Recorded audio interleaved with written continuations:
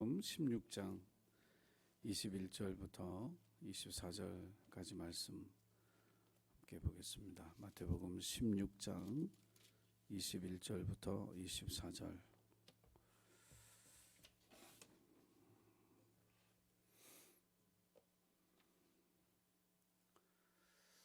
(21절부터 24절) 신약성경 27쪽입니다. 우리 같이 21절부터 24절까지 말씀을 함께 읽겠습니다. 시작.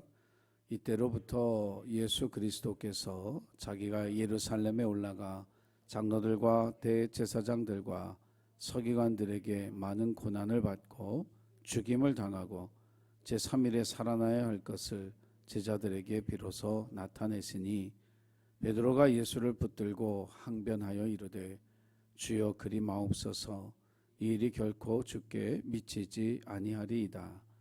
예수께서 돌이키시며 베드로에게 이르시되 사탄아 내 뒤로 물러가라. 너는 나를 넘어지게 하는 자로다. 내가 하나님의 일을 생각하지 아니하고 도리어 사람의 일을 생각하는도다 하시고 이에 예수께서 제자들에게 이르시되 누구든지 나를 따라오려거든 자기를 부인하고 자기 십자가를 지고 나를 따를 것이니라. 아멘. 너무나 잘하는 그런 말씀이죠. 오늘 한번 설교 제목 한번 따라할까요? 자, 변화는 한 걸음씩 단단하게. 네, 사람이 쉽게 안 바뀌는 거 아시죠? 사람은 쉽게 안 바뀝니다. 왜냐하면 자기가 가지고 있는 생각은 오래된 거거든요. 그 오래된 생각이 어떤 사건, 어떤 만남, 어떤 동기부여를 통해서 한꺼번에 싹 버려지고 새로운 생각으로 딱 채워진다? 네, 불가능합니다. 자기 안에 있는 오래된 습관, 그걸 한꺼번에 싹 뽑아내고 좋은 습관이 그 자리를 한 번에 대체한다? 유감스럽게도 그렇게는 되지 않습니다. 그래서 애초에 생각하는 나이가 되었을 때, 습관이라고 하는 것을 들여야 할 나이가 되었을 때 좋은 생각을 하게 하고 좋은 습관을 들여야 하는 것이 중요해요. 그렇기 때문에 어쩌면 지금 내가 변할 수 있을까? 내가 내 생각을 바꿀 수 있을까? 내가 내 잘못된 이런 습관들을 바꿀 수 있을까? 이거 안 되는 거 아니야? 이렇게 생각할 수도 있습니다. 애초에 좋은 생각으로 좋은 습관으로 나를 훈련시키지 못한 것이 너무 안타깝지만 여러분, 변화는 받는 것이다 라는 로마서 12장 2절에 있는 말씀, 마음을 새롭게 함으로 변화를 받아 그랬잖아요. 그러니까 그 말은 뭐냐면 하나님이 우리를 변화시키실 수 있다라고 하는 뜻이거든요. 오늘 이제 말씀에서도 한 번 더 얘기가 되겠지만 인간적인 의지와 노력으로 자기의 삶을, 자기 생각을, 자기 습관을 바꿀 수 있었다면 우리는 다 바뀌었어요. 근데 우리가 아는 것처럼 내 의지와 노력이 연약함으로 인해서 안 됐거든요. 그런데 사람의 능력으로는 되지 아니하지만 내게 능력 주신 자 안에서 모든 것을 가능하게 하시는 그분의 능력을 의지할 때 우리의 삶도, 우리의 생각도, 우리의 잘못된 나쁜 습관들도 변화되는 역사가 일어나게 될 줄로 믿습니다. 그러나 다만 그 변화가 한 번에 전격적으로 일어나지는 않는다라고 하는 사실, 이것을 여러분이 기억하셔야 합니다.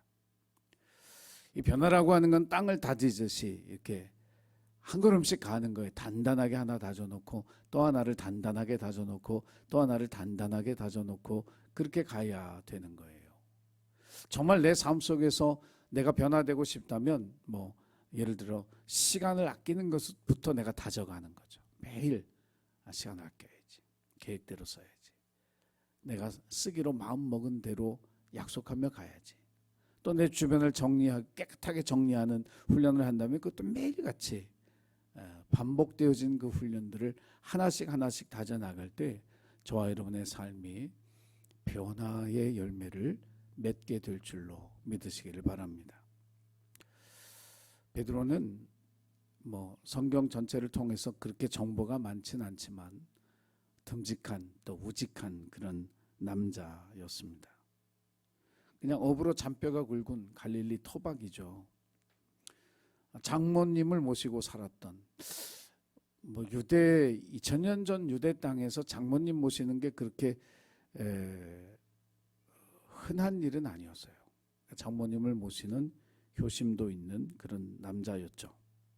그냥 고기 잡고 살던 어부가 어느 날 예수님을 만났습니다. 예수님이 내가 너로 사람을 낚는 어부가 되게 할 거다 말씀하셨는데 그 말씀이 자기 마음에 와서 박혔어요. 고기 잡고 사는 인생보다 저분을 따라다니면서 사람을 낚는 어부가 되는 거 너무 멋진 일이야. 배와 그물을 버려두고 예수님을 따라다니기 시작했습니다. 예수님을 따라다니기 시작하니까 제일 먼저 바뀐 게 뭐냐면 관심이라고 하는 게 바뀌는 거예요. 우리가 예수를 믿으면 여러분 우리의 삶에 관심의 변화가 일어나야 돼요. 어부였을 때는 뭐가 관심이었겠어요? 오늘 날씨는 좋은가? 오늘 파도는 좀 어떤가? 오늘은 고기가 좀 많이 잡히려나? 고기 잡는 일에 모든 관심을 가졌겠죠. 그런데 예수님을 따라다니면서 이제 관심이 바뀌었어요. 어떻게 하면 주님이 가르치는 그 말씀을 잘 이해하고 받아들일 수 있을까? 또 내게 가르쳐 주신 그 말씀을 내가 다른 사람들에게 어떻게 잘 전할 수 있을까? 자기가 먹고 사는 문제에 대한 관심에서 하나님의 말씀을 배우고 깨닫고 그것을 전하는 그런 삶으로의 관심이 바뀌었다라고 하는 거죠. 우리가 예수님을 믿으면 우리의 삶에 제일 먼저 바뀌어야 될 것은 뭐냐면 우리의 관심이에요. 이 땅의 것에 대한 관심으로부터 하늘의 신령한 게 뭘 얘기하는 건지, 이 세상의 복이 아닌 마태복음 산상수훈에서 얘기하는 팔복이라고 하는 것은 도대체 뭔지, 이런 어떤 우리의 관심이 달라져야 되는 거죠. 예수님을 따르고 2년이 지난 뒤에 가이사라 빌립보, 마태복음 16장의 배경은 가이사라 빌립보에서 일어난 일이죠. 예수님이 제자들을 앉혀놓고 물으셨어요. 야, 사람들이 나를 누구라고 하느냐? 구약 선지자 엘리야라고, 죽은 세례 요한의 환생이라고 이렇게 저렇게들 이야기합니다. 예수님이 그 얘기를 듣고 그건 중요하지 않다. 정말 중요한 건 니들은 나를 누구라고 생각하느냐. 이게 정말 중요한 거다. 그렇게 물었어요. 그때 베드로가 정말 빛나는 신앙 고백을 하죠. 우리가 너무 잘 아는 말씀, 주는 그리스도시요 살아계신 하나님의 아들이십니다 라고 고백합니다. 한 번도 예수님이 그렇게 안 가르쳤거든요. 내가 누군지 알아? 난 그리스도야. 나는 하나님의 아들이야. 이렇게 안 가르쳤어요. 그런데 베드로가 정말 예수님의 정체, 그 본질을 정확히 알아내면서 주는 그리스도시고 살아계신 하나님의 아들이라고 고백을 하는 거예요. 예수님 너무 기뻐하시고 좋아하시면서 이것을 알게 한 것은 혈육이 아니라, 사람들이 아니라 하늘에 계신 내 아버지 성령님께서 내게 이 대답을 주셨구나 라고 이야기하시면서 내 신앙의 고백 위에 내 교회, 사단의 권세가, 음부의 권세가 절대로 이길 수 없는 하나님의 교회를 세우겠다고 말씀하셨습니다. 신앙이 성장하면서 우리에게 있어야 할 것 가운데 하나가 바로 이 신앙 고백이에요. 예수는 나의 누구인가에 대한 나의 고백. 이 고백이 굉장히 중요해요. 두 사람의 연인이 서로 사랑하죠. 사랑의 고백은 뭐예요? 결혼이라고 하는 두 사람의 만남의 열매를 맺게 하는 힘이거든요. 그게 사랑의 고백이란 말이에요. 신앙의 고백은 내가 예수님을 믿고 살아가는 내 삶의 첫 번째 맺어지는 귀하고 복된 열매예요. 우리가 예수 믿기 시작하면서 말씀을 듣고 기도하고 교회를 다니며 예배를 드리고 봉사하고 섬기면서 우리 안에 서서히 조금씩 예수 그리스도가 나의 누구인가에 대한 신앙의 고백이 만들어져야 합니다. 이게 있으면 사자굴 속에 던져져도 괜찮고 타는 풀무불 속에 던져져도 괜찮고 요나처럼 그 풍랑이는 바다에 던져져도 두려워하지 아니하는 담대함을 갖게 되는 거죠.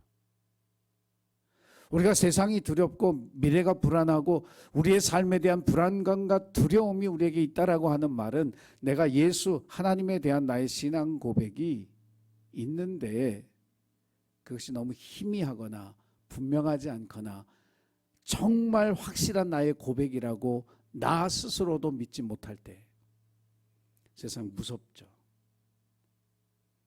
먹고 사는 문제를 어떻게 해결할지 두렵죠. 나의 미래는 어떻게 되고 내 가족은 어떻게 될까 이게 두렵죠. 그러나 예수 그리스도에 대한 믿음의 고백이 우리에게 담대하게 분명히 있게 되어질 때 세상은 더 두렵지가 않아요. 우리의 신앙이 자라면서 이 신앙의 고백을 저와 여러분이 만들어가고 오늘 베드로의 고백을 예수님이 기뻐하신 것처럼 저와 여러분의 신앙 고백을 주님이 기뻐하시는 그런 귀한 은혜가 있기를 주의 이름으로 축원합니다. 이 고백이 있고 나서 비로소 예수님이 무슨 얘기를 하냐면 제자들에게 고난에 대한 얘기를 하는 거예요. 이 신앙 고백은 뭐냐? 고난을 받아들일 준비 혹은 고난을 뚫고 나아갈 힘을 가지고 있다고 보시는 거예요. 그래서 그 얘기를 하시는 거예요. 내가 예루살렘에 올라가면 이제 핍박을 받고 고난을 받고 죽임을 당하고 사흘 후에 다시 살아날 것이다. 이렇게 말씀하신 거예요. 그러니까 이 베드로가 가만히 있을 수 없죠. 스승님이 고난을 당하고 죽는다는데 안 된다고. 그리 마옵소서. 이 일이 결코 죽게 미치지 아니하리이다. 가만히 생각해 보면 여러분이 그 자리에 있었다고 하면 여러분은 어떻게 하실 거예요? 예수님 그렇게 작정하셨으면 그냥 가셔서 고난당하고 죽으시죠 뭐 그랬을 거예요 여러분?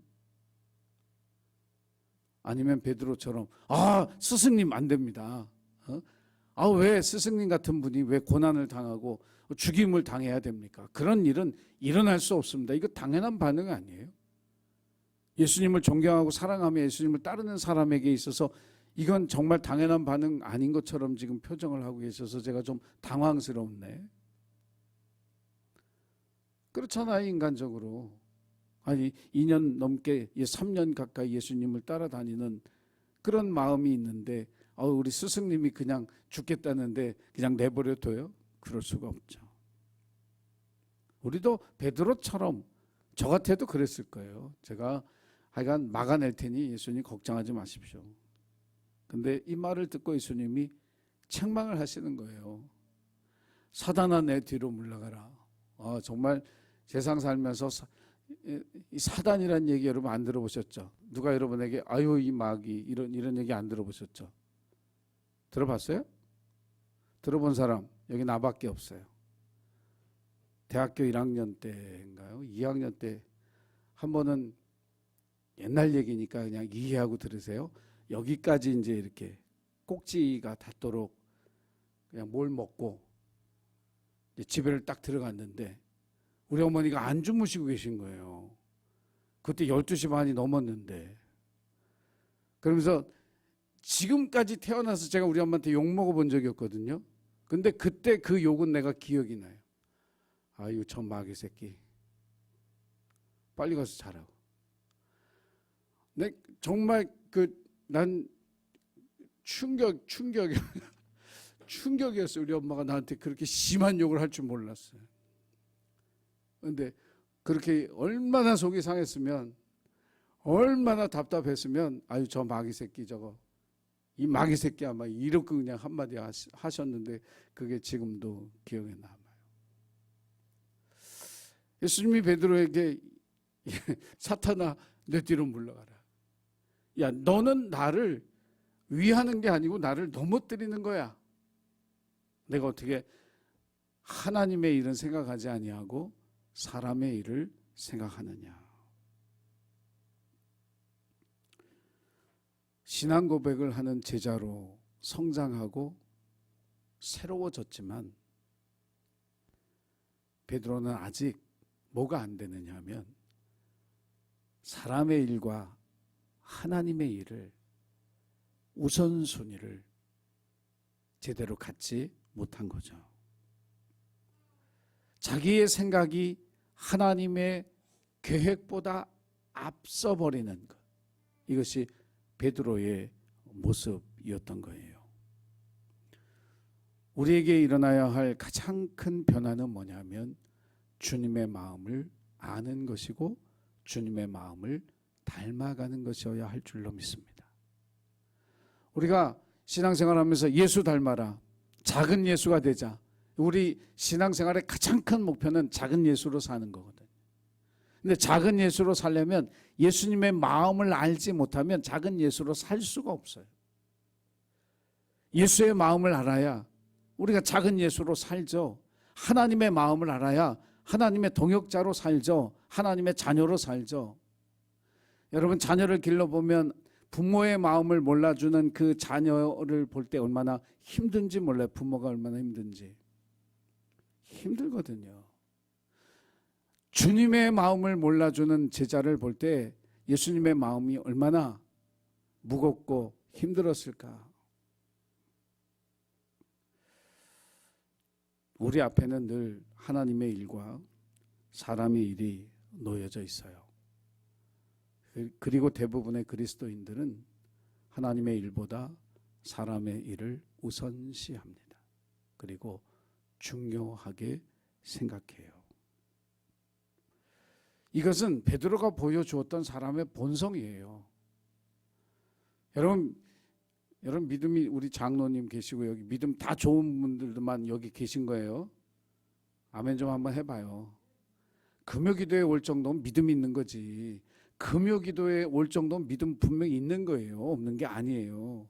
믿음 좋은 거야. 그런데 사람의 본성은 뭐냐면 기도는 하지만 내가 예배를 드리고 또 말씀도 읽고 은혜도 받지만 사람의 일과 하나님의 일 이 두 가지를 놓고 있을 때 내가 무엇을 먼저 하느냐라고 여러분 생각할 때 속으로만 생각해 보세요. 뭘 먼저 하는지. 베드로예요. 이 변화가 일어나야 된다라고 하는 거예요. 너희는 먼저 그의 나라와 그의 의를 구하라. 좋은 말씀, 은혜 받은 말씀인데 우리는 다 어떻게 생각하냐면 그 뒤에 말씀, 그리하면 이 모든 것을 너희에게 더하시리라. 하나님 그 말씀을 앞에 주시고 그의 나라와 그의 의를 구하라를 뒤에 주시면 내가 얼마든지 오케이. 내게 있어야 할 것을 다 채워주시면 당신의 나라와 당신의 의를 위해서 살겠습니다. 그건 오케이. 그건 가능하고 그건 합리적인데 먼저 그의 나라와 그의 의를 구하면 이거 주시겠다는 이 말씀은 은혜는 되는데 도전은 되는데 내가 도무지 할 수 없는 일이라고 고백하는, 그렇게 생각하는 우리 자신의 모습이 본성이라는 거예요. 본성, 사람의 본성. 여러분 사람의 본성을 어떻게 극복할 수 있을까요? 사람이 어떻게 자기의 본성을 이겨내요? 자기 의지나 노력으로 돼요? 안 된다 그랬잖아요. 사람의 힘으로 이거 안 돼요. 그런데 여러분 성경을 읽어보면 이 사람의 본성을 무엇으로 이기느냐? 하나님의 말씀으로 이겨요. 아멘 하세요. 사람의 본성은 하나님의 말씀으로 이기는 거예요. 예수님이 광야에서 40일을 금식하셨어요. 마귀가 와서 시험하잖아요. 너 배고프지? 이 돌로 떡 만들어 먹어. 너 유명해지고 싶잖아. 성전 꼭대기에서 뛰어내려. 너 이 세상 다 갖고 싶지? 나한테 절해. 사람이 세상을 살아가면서 이 필요한 이 세 가지를 가지고 유혹할 때 예수님 말씀으로 그것을 물리치셨어요. 다시 말하면 말씀이 내 안에 담겨져 있으면 그 말씀의 능력으로 유혹을 이겨내는, 자기 본성을 이겨내는 믿음의 능력이 거기에 나타나는 거예요. 주님이 그 모범을 보여주셨다면 저와 여러분의 삶 속에서도 이것이 우리의 믿음으로 되어질 일인 줄 여러분도 믿으시기를 바랍니다. 말씀은 본성을 이기는 능력이에요. 그러니까 베드로에게 부족했던 건 하나님의 말씀의 능력을 신뢰하는 그런 믿음이 아직은 부족했던 거죠. 저와 여러분은 날마다 새로워지기를 힘써야 할 줄로 믿습니다. 여러분의 신앙 고백적 그런 신앙으로 성장할 뿐만 아니라 여러분의 믿음이 하나님의 일과 사람의 일, 이 두 가지 중에서 말씀의 능력으로 우리의 본성을 이기고 하나님의 일을 우선할 줄 아는 믿음으로까지 성장할 때 저와 여러분이 정말 변화된 주님의 제자로 또 하나님의 동역자로 살아가는 놀라운 은혜가 또 주님의 역사하심이 있게 될 줄로 믿습니다. 기도하겠습니다. 사랑의 주님, 우리에게 신앙 고백적 믿음을 주시기를 원합니다. 세상을 두려워하지 않는 담대한 그 믿음으로 살아가는 저희들 되게 하여 주옵소서. 하나님의 일과 사람의 일 가운데 주님의 일을 우선시하고 선택하며 내 생각보다 주님의 계획을 이루어드리기 위해 살아갈 수 있는 믿음의 결단이 우리 가운데 있게 하여 주옵소서. 그러므로 우리의 믿음의 변화가 날마다 일어나게 하여 주셔서 작은 예수로 살아갈 수 있는 놀라운 신앙의 성장의 열매가 우리의 삶에 맺어질 수 있도록 축복하여 주옵소서. 감사드리며 예수님의 이름으로 기도드리옵나이다.